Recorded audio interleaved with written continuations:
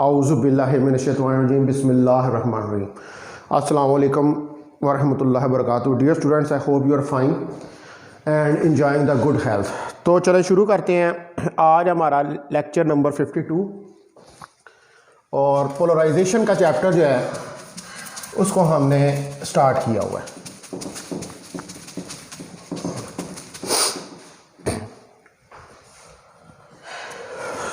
और डेट हमारे पास आज 8 है। लेक्चर नंबर 52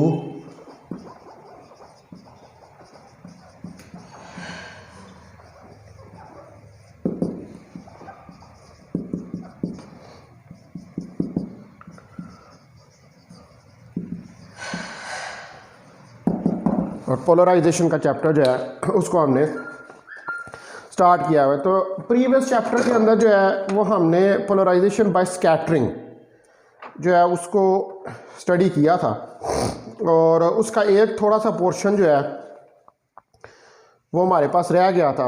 हमने टिंडाल इफ़ेक्ट जो है उसको भी स्टडी किया था। तो टिंडाल जो है और जो रेलिजिन है, इन्होंने जो है ये टिंडाल इफ़ेक्ट को ही मैं आगे कंटिन्यू कर रहा हूँ। इसी का पोर्शन है टिंडाल इफ़ेक्ट।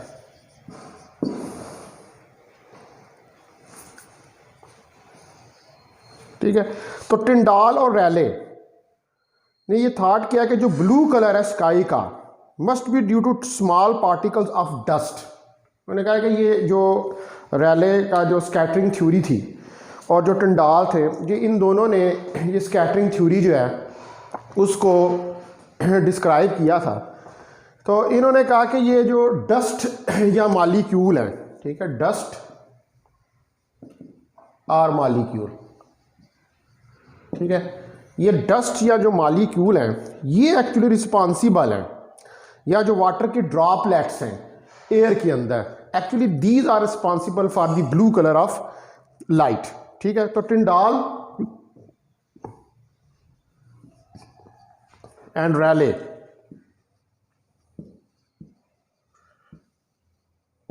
टिंडाल और रैले जो है इन्होंने ये कहा कि जो ब्लू कलर है, blue colour of light is due to dust particles in air, ठीक है, या और वाटर ड्रॉपलेट्स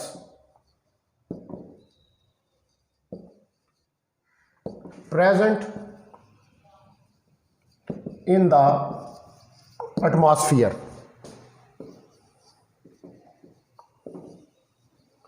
तो जो वाटर ड्रॉपलेट्स हैं या डस्ट के पार्टिकल्स हैं वो जो मौजूद है एटमॉस्फेयर के अंदर, actually they are responsible for the blue colour of sky.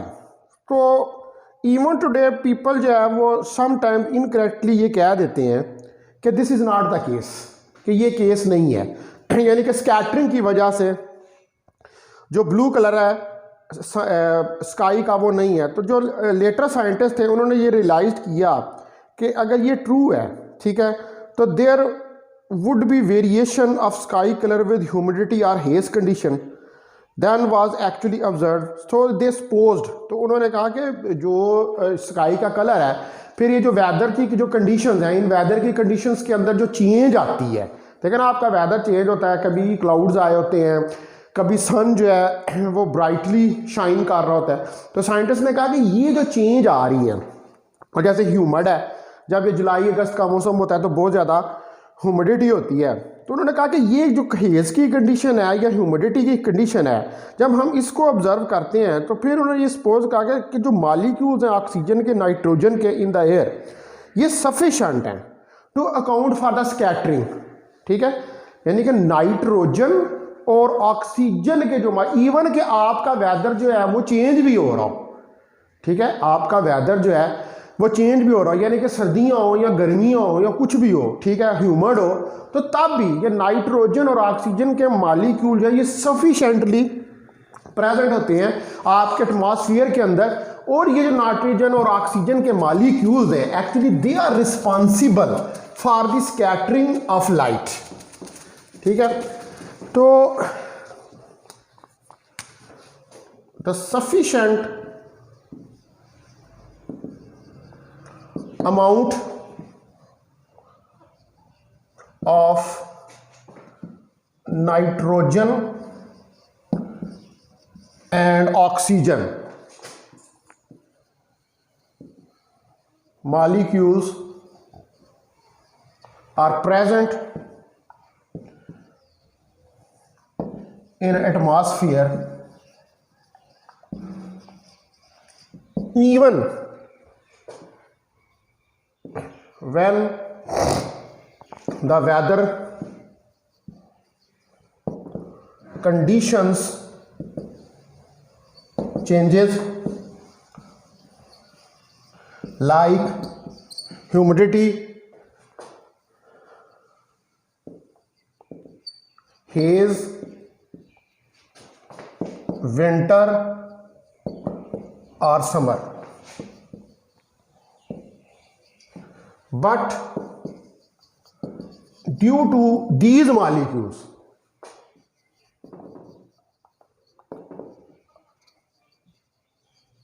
light will scatter.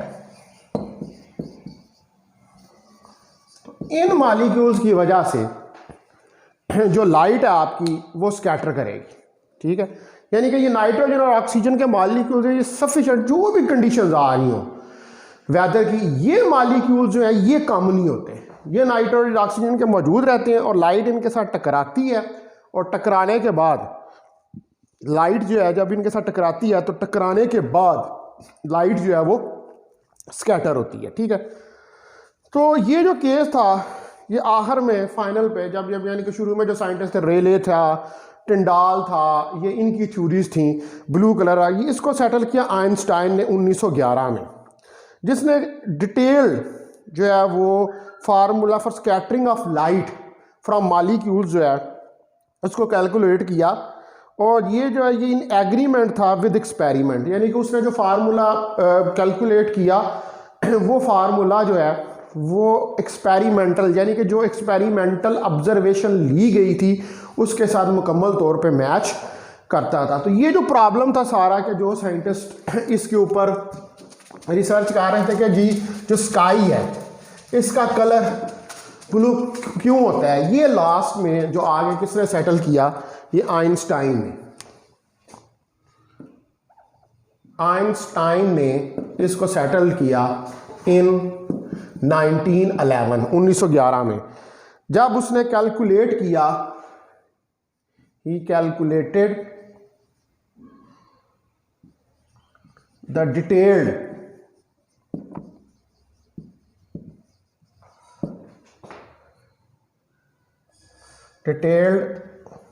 formula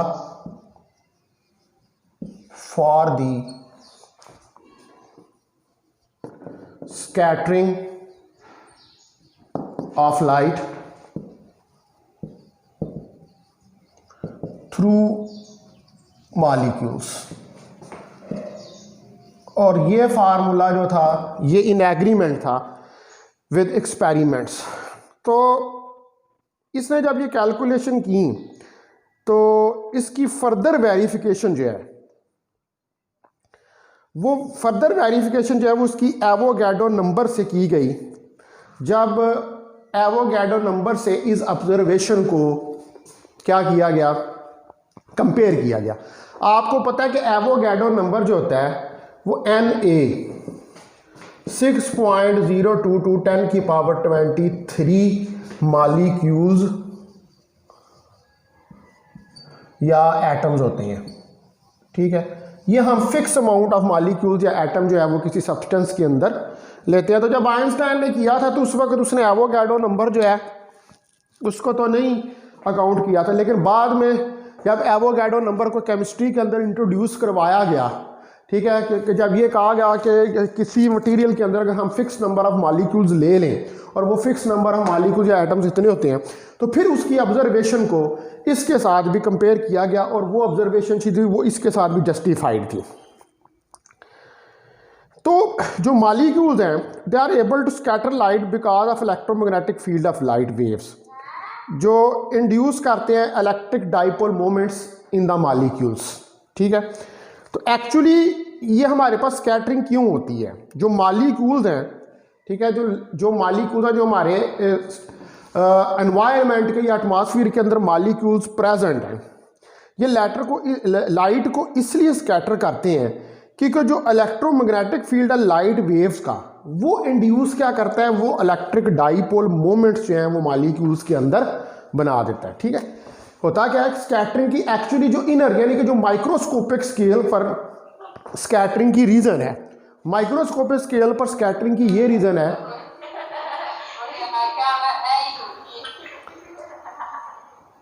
तो माइक्रोस्कोपिक स्केल पर जो स्कैटरिंग की रीज़न है, माइक्रोस्कोपिक स्केल पर स्कैटरिंग की रीज़न ये है कि जब मॉलिक्यूल्स के ऊपर इलेक्ट्रोमैग्नेटिक वेव जो है वो इंसिडेंट होती है तो इलेक्ट्रिक फील्ड के अंदर मॉलिक्यूल्स के एटम्स जो हैं वो आ जाते हैं।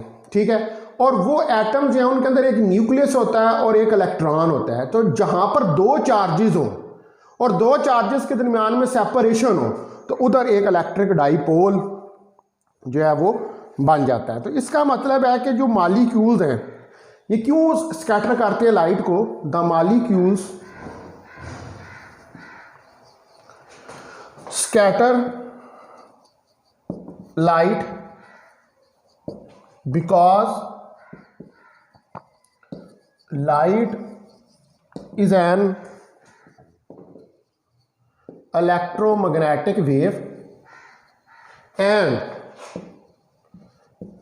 it induces electric dipoles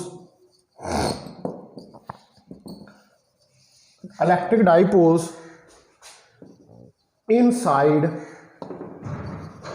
the molecules। ठीक है, इलेक्ट्रिक डाइपोल्स का आपको मैंने लास्ट टाइम बताया था कि अगर दो चार्जेस हो ये और इनके दरमियान कोई डिस्टेंस आर हो, एक चार्ज Q1 है एक Q2 है, तो न्यूक्लियस एक चार्ज दूसरा इलेक्ट्रॉन, उनके दरमियान डिस्टेंस आर होता है। तो हर एटम जो है मॉलिक्यूल के अंदर वो एज ए इलेक्ट्रिक डाइपोल के तौर पर बिहेव कर रहा होता है। तो ये एटम का मॉलिक्यूल के अंदर as an electric dipole behave करना जो है actually this is the reason. ठीक है, ये एटम जो है इनके अंदर डाइपोल्स इंड्यूस हो जाते हैं, यानी कि वो जो एटम्स के दरमियान में डिस्टेंस है वो जब आप उसको लेके आते हैं under the influence of electric field, तो जो दो एटम्स हैं उनके दरमियान डिस्टेंस क्रिएट होता है और जब दो चार्जेस के दरमियान में डिस्टेंस क्रिएट हो तो वहाँ पर इलेक्ट्रिक डाइपोल्स जो हैं वो इंड्यूस हो जाते हैं, यानी कि इलेक्ट्रिक डाइपोल्स बन जाते हैं। आप जब भी एटम्स को या मॉलिक्यूल्स को इलेक्ट्रिक फील्ड के इन्फ्लुएंस में लेके आएंगे, यानी कि इलेक्ट्रिक फील्ड जो है वो एक्ट करेगा एटम्स के ऊपर, तो वहाँ पर इलेक्ट्रिक डाइपोल्स जो हैं वो इंड्यूस हो जाएंगे और इस वजह से जो स्कैटरिंग है लाइट की वो मॉलिक्यूल से होती है। ये जो इलेक्ट्रिक डाइपोल्स वहाँ पर इंड्यूस होते हैं, ये इसका माइक्रोस्कोपिक व्यू है। ठीक है, और ये जब आइंस्टाइन ने आकर इस चीज़ को इंट्रोड्यूस करवाया था उससे पहले यही कहा जाता था कि लाइट बस स्कैटर हो जाती है और लाइट की स्कैटरिंग की वजह से स्काई का कलर जो है वो ब्लू होता है। ठीक है जी, उसके बाद आप नेक्स्ट आए, आप नेक्स्ट हमारा टॉपिक है double scattering. Double scattering, double का मतलब दो दफ़ा स्कैटरिंग जो है वो हो जाए। तो जो हमने अभी अबव एक्सपेरिमेंट ऊपर प्रूफ की डिस्कस किया है, ये हमें एक्सपेरिमेंट ये बताता है, एक बात तो ये है कि जो इलेक्ट्रोमैग्नेटिक वेव्स हैं ये ट्रांसफ़र हैं, क्योंकि यहाँ पर कोई भी कंपोनेंट इलेक्ट्रिक फील्ड का पैरेलल नहीं है in the direction of propagation. Electric field का जो कंपोनेंट है, मैंने आपको पहले भी ये बात बताई थी कि इलेक्ट्रोमैग्नेटिक वेव्स ट्रांसफ़र होती हैं, उसकी वजह ये होती है कि जो इलेक्ट्रिक फील्ड का कंपोनेंट होता है, लेकिन अगर वेव यूं प्रोपोगेट कर रही है, ये प्रोपोगेट की डायरेक्शन है, एक्स डायरेक्शन में प्रोपोगेट कर रही है, तो इलेक्ट्रिक फील्ड का कंपोनेंट ये जो है इसके परपेंडिकुलर होगा, ये इलेक्ट्रिक फील्ड का कंपोनेंट इसके परपेंडिकुलर होगा। तो ट्रांसफर वेव्स कौन सी वेव्स होती हैं? ट्रांसफर वेव्स वो वेव्स होती हैं कि जिनमें पार्टिकल्स की vibration perpendicular to the propagation of wave होती है। तो इलेक्ट्रोमैग्नेटिक वेव में किस चीज की वाइब्रेशन है? इलेक्ट्रिक और मैग्नेटिक फील्ड की। तो इलेक्ट्रिक फील्ड जो है उसकी vibration perpendicular to the propagation of the wave जो है वो होती है। तो अब आप ये सपोज करें कि हमारे पास जो है दो हमारे पास स्कैटर्स हैं, ठीक है, हमने दो जो हैं रखे हुए हैं स्कैटरिंग के लिए। एक स्कैटर हमारे पास O है और दूसरा हम कहते हैं कि हमारे पास एक स्कैटर O प्राइम है, ठीक है। मैं यहाँ पर जो है वो फिगर बनाता हूँ, आप देखें कि हमारे पास एक ये स्कैटर पड़ा हुआ है, ये वाला, ठीक है, एक ये स्कैटर पड़ा हुआ है, यहाँ से ये लाइट की रे आ रही है, ठीक है, और ये हमारे पास इसका O पॉइंट है, ठीक है। ये लाइट जो है यहाँ से आप देखें ये आ रही है ऐसे यूं, ठीक है, ये अनपोलराइज्ड लाइट जो है ये आपके पास आ रही है, अनपोलराइज्ड लाइट आपके पास आ रही है, और इसकी ये वाली डायरेक्शन जो है ये y है, ठीक है, ये वाली डायरेक्शन जो है इसकी ये z है, और ये फ्रंट में जो डायरेक्शन है इसकी ये x है। अब लाइट आ रही है और लाइट इसमें से पास होने के बाद जब z से इसको ऑब्जर्व करेगा तो उसको ये पोलराइज्ड लाइट नजर आएगी, ठीक है, जो कि y के पैरेलल होगी, ठीक है, ये लाइट उसको नजर आएगी जो y के, देखें ये वाइब्रेशन हो रही है, ये y के पैरेलल है, y एक्सिस के जो है वो पैरेलल। इसके आगे आप, इसी के आगे आप एक और स्कैटर, यहां पर एक और स्कैटर जो है वो लगा देते हैं, और इस स्कैटर को हम कहते हैं कि ये कोई स्कैटर O प्राइम है, इसका सेंटर जो है वो O प्राइम है। तो यहां पर भी आपके पास उसी तरह ही देखें कि इधर ये Y होगा, ठीक है, और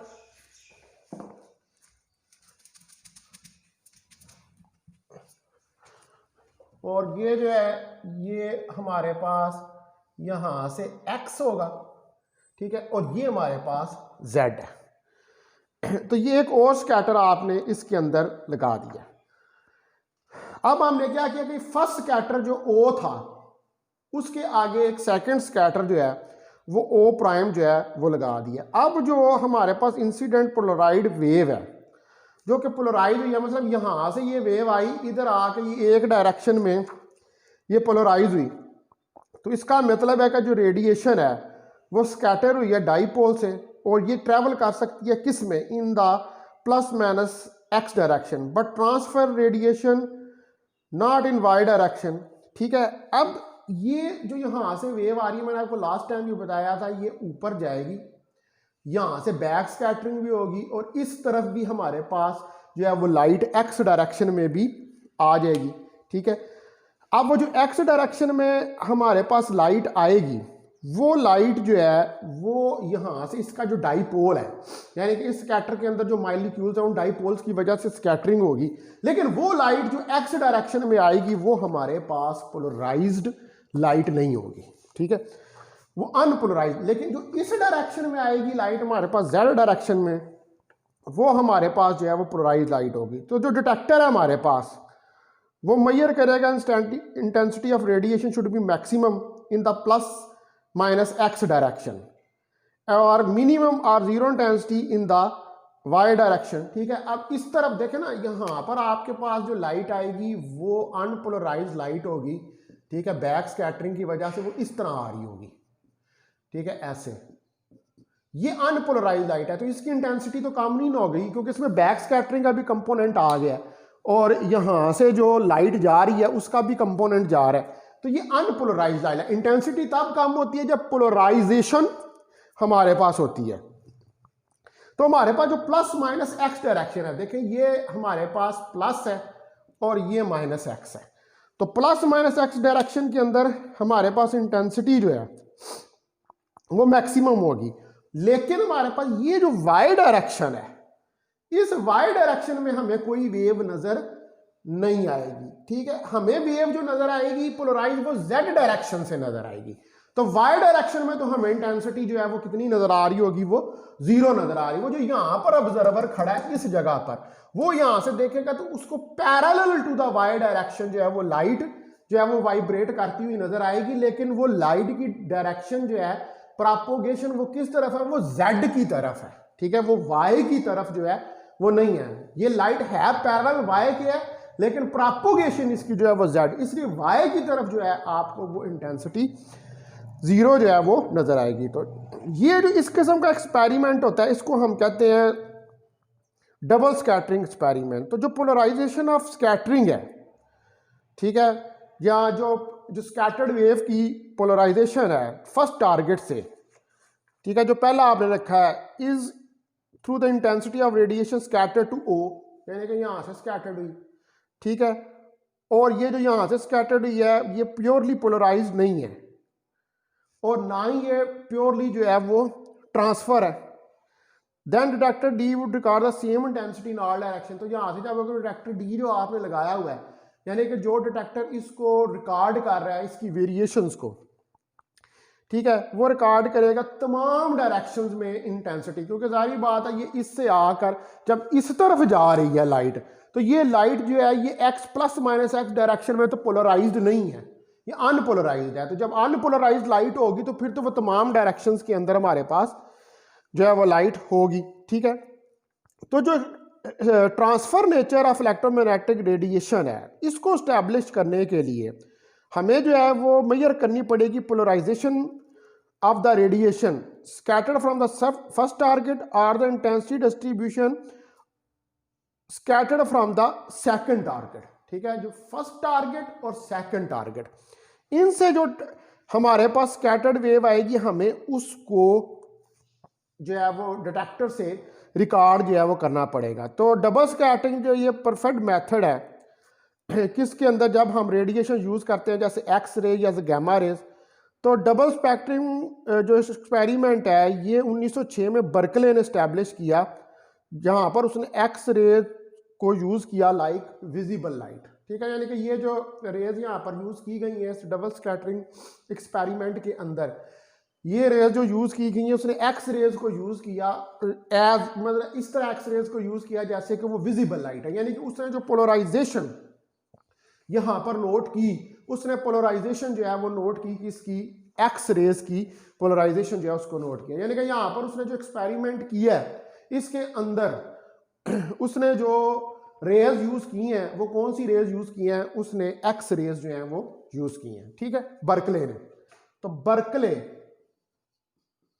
बर्कले ने ये डबल स्कैटरिंग का एक्सपेरिमेंट जो है इसको इंट्रोड्यूस करवाया था इन 1906 के अंदर। और उसने क्या किया था, उसने कौन से इलेक्ट्रोमैग्नेटिक वेव यूज की थी, उसने एक्स रेज जो है वो यूज की थी, एक्स रेज को यूज किया था इसको स्टडी करने के लिए। ठीक है, अच्छा अब मैं दोबारा इसको एक दफा फिर यही चीज जो है वो समराइज कर देता हूं। आप देखें आपके पास एक स्कैटर ओ है और एक स्कैटर ओ प्राइम है इस एक्सपेरिमेंट के अंदर। We have two scatters O and O prime, हमारे पास दो स्कैटर्स हैं ओ और ओ प्राइम। ठीक है, तो जो हमारे पास इंसिडेंट पोलराइज्ड वेव है, ठीक है, इंसिडेंट पोलराइज्ड वेव, अब देखें यहां से ओ के बाद जो वेव इधर आएगी ये इंसिडेंट पोलराइज्ड वेव है हमारे पास। ठीक है, और ये जो इंसिडेंट पोलराइज्ड वेव है इसमें ये वेव हमारे पास स्कैटरिंग के बाद आई है, यानी कि ओ से स्कैटर हुई है और ये वेव जो है ये हमारे पास आई है। तो रेडिएशन स्कैटर्ड हुई है किसकी वजह से, डाइपोल की वजह से। ठीक है, radiations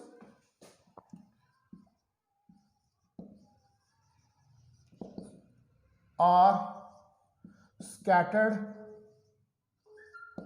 bye dipole and they can travel in plus minus X direction.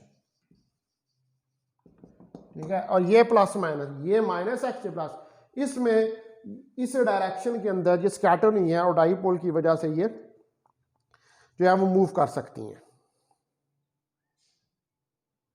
लेकिन अगर हम कहें कि ट्रांसफर रेडिएशंस हैं, ठीक है, अगर हम ये कहें कि हमारे पास सिर्फ ट्रांसफर रेडिएशंस हैं, तो वो ट्रांसफर रेडिएशंस जो हैं वो फिर वाई डायरेक्शन में नहीं होंगी। ट्रांसफर रेडिएशंस जो है that will be in Z direction. ठीक है, द ट्रांसफर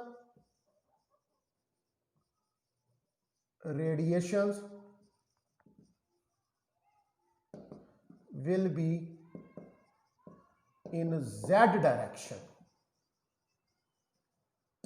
वो जेड डायरेक्शन में होगी, नॉट इन, लेकिन वो नहीं होगी हमारे पास इन वाई डायरेक्शन। वो जो जेड डायरेक्शन में है ये वाली, ये पैरेलल टू वाई होगी, लेकिन प्रोपोगेशन जो है वो जेड के परपेंडिकुलर होगी। तो इसका मतलब है जो हमारे पास डिटेक्टर है मेजर कर रहा है इंटेंसिटी ऑफ रेडिएशन, तो जो डिटेक्टर हमारे पास इंटेंसिटी ऑफ रेडिएशन को मेजर कर रहा है, ठीक है, वो मेजर करेगा कि प्लस माइनस एक्स डायरेक्शन के अंदर इंटेंसिटी जो है वो मैक्सिमम होगी। ऑब्वियसली वहां पर अनपोलराइज्ड लाइट है। The detector D measures that the intensity of light is maximum। Intensity of light जो है वो मैक्सिमम है in plus minus X direction.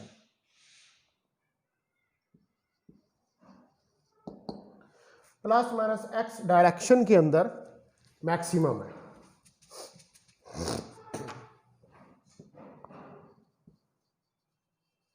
ठीक है जी, प्लस माइनस एक्स डायरेक्शन जो है उसके अंदर मैक्सिमम है, but zero in Y direction, क्योंकि वाई डायरेक्शन में तुम्हारे पास स्कैटर लाइट का कोई कंपोनेंट नहीं आया। वो कंपोनेंट जो स्कैटर लाइट का पोलराइज होके आया है वो तो जेड डायरेक्शन में हमारे पास कंपोनेंट जो है वो आया है। ठीक है, तो जीरो हमारे पास या मिनिमम जो है हमारे पास वाई डायरेक्शन में। तो ये इस किस्म का एक्सपेरिमेंट है, इसको हम क्या कहते हैं, सच एक्सपेरिमेंट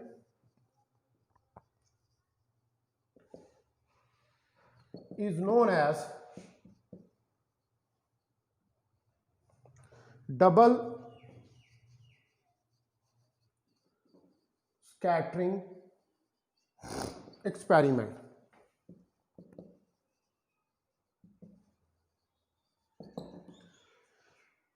तो इस किस्म के जो एक्सपेरिमेंट हैं उनको हम क्या कहते हैं, इनको डबल स्लिट एक्सपेरिमेंट जो है वो हम कहते हैं। तो जो पोलराइजेशन हमारे पास फर्स्ट टारगेट से आई है वो हमारे पास हमने कहाँ से डिटरमिन किया, डिटेक्टर से, through the intensity of the radiation scattered to O, जो ओ से हमारे पास स्कैटर हुई है और वो पोलराइज नहीं है। ठीक है, ये ओ से स्कैटर हुई है और ये पोलराइज इस प्लस माइनस एक्स डायरेक्शन में नहीं है, और ना ये प्योरली ट्रांसफर है।